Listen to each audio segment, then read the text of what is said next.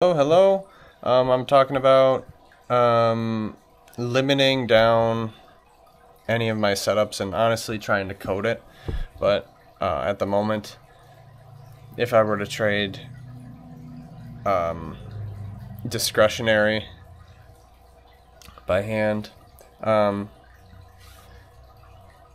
I need to limit my setups. There's so many different setups, and I find excuses to get into the market at any point in time, whenever. So my point is that let's just limit it, bro. Let's just do one thing. And I was trying to do one thing, but I was trading too many setups. There's so many different ideas that I had. I had about like, I don't know, I think 9 or 10 different setups, and each of those setups can be kind of taken at different points in time. Some of them are in trend, some of them are end of trend, and they're candlestick formations, which we'll show. I'll show. But I didn't have a rule for like end of trend, out of trend, you know? So let's just briefly talk about, there's 3 different setups that I'm going to have, and they're all in trend, so I don't have to worry about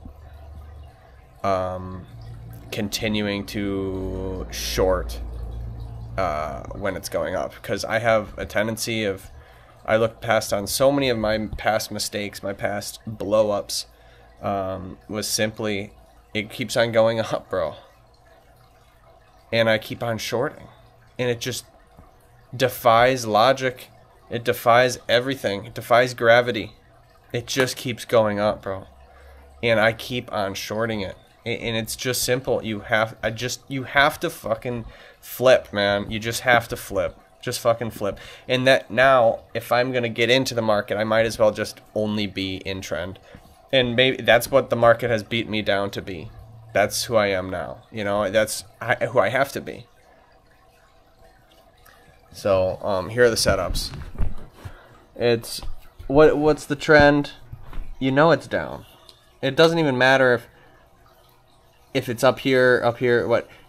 If it's all the way down here and it's ranging, then you know it's not a trend. But this, you clearly see to the left, there hasn't been price here for a long time, and it's just clearly a down move. It doesn't matter long-term downtrend, whatever. I'm using one chart, 15-minute, and I'm going to probably program it because I can use one chart.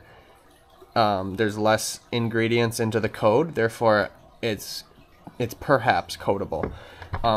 So here it is. It's just simple.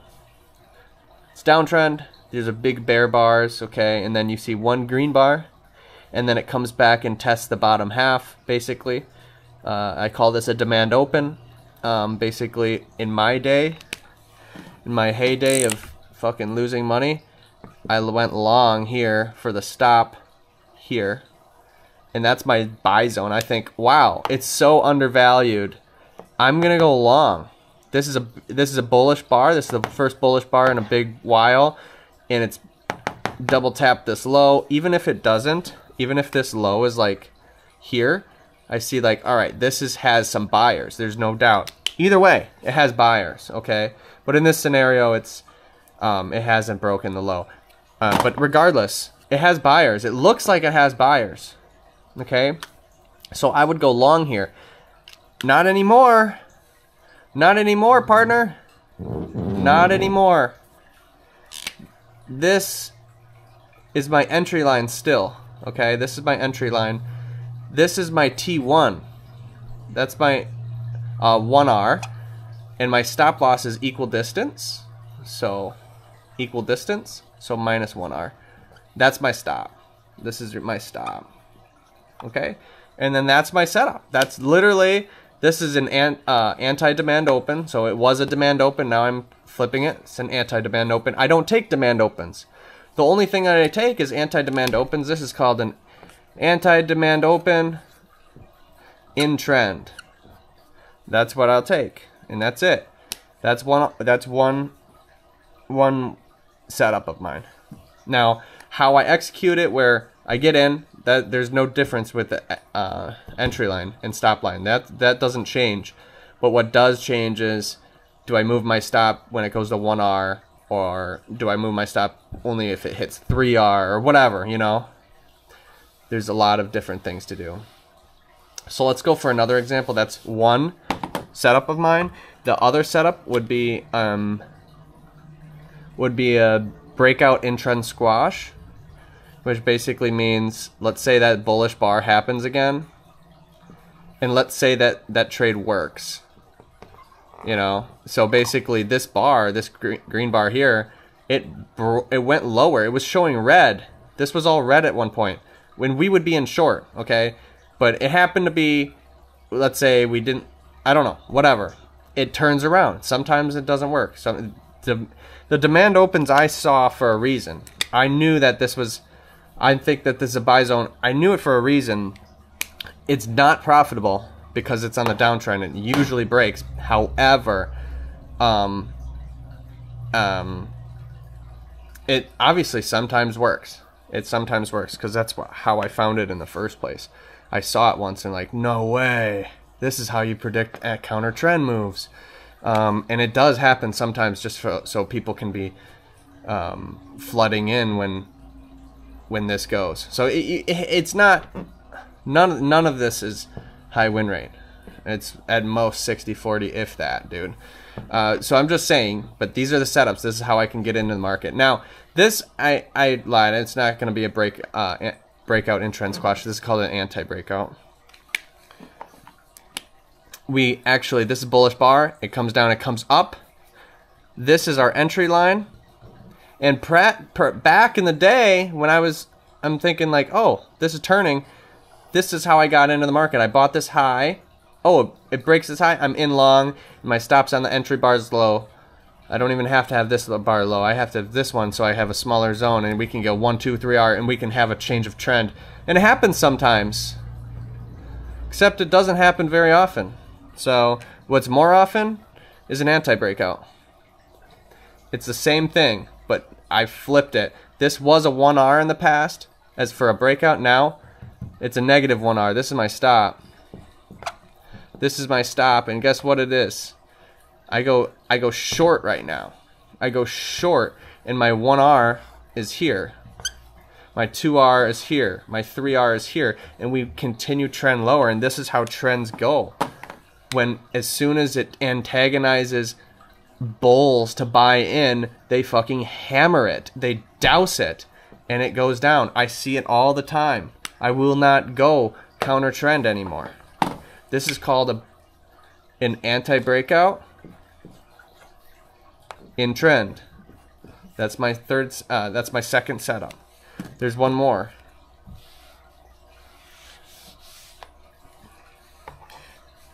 The other one is a breakout in trend squash. So basically, same trend, okay, whatever trend. It has to be, you know, it's clear. I look at it. Grandma looks at it.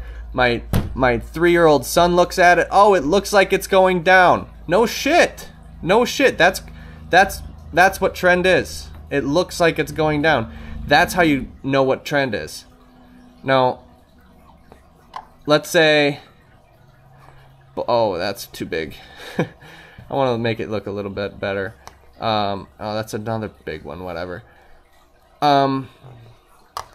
So, bullish. Wow, okay. Bear, and now bullish here. It's bullish, all right?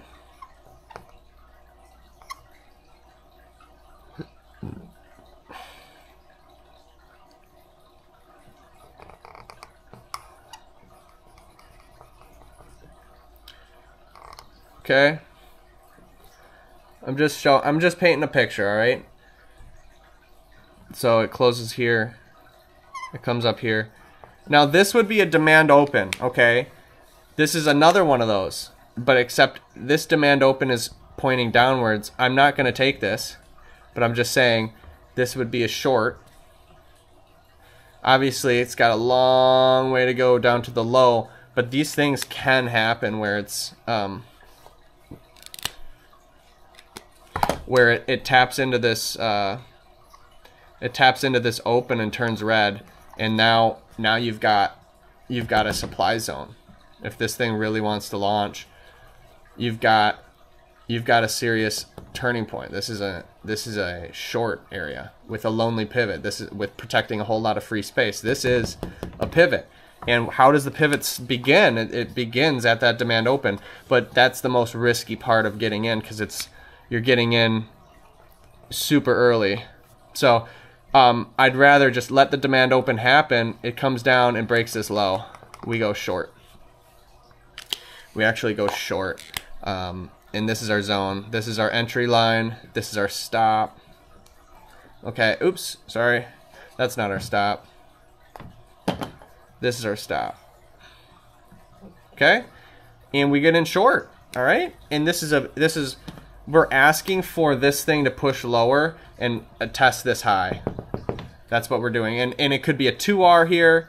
It could be a 3R, but not more than that. Otherwise, the trend's up. Okay? So if it keeps on going up and now turns, it's like, all right, this is no longer a downtrend. You're basically meeting here. Like, we want this thing to be shallow. This is almost too much, to be honest with you. I didn't mean to do that. But this is almost too much bull movement for the trend, okay? Yes, I need to be more exact, because if I'm coding this trend needs to be written in the code. This needs to be exactly how shallow can it be. I can't guesstimate. I need exact. Computers don't really guesstimate like that. They need exact things. So anyways, I go short there, and that setup is called a breakout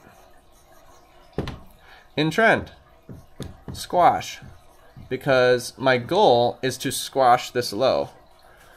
And the whole thing is just basically tempting the bulls to get in long only to squash them.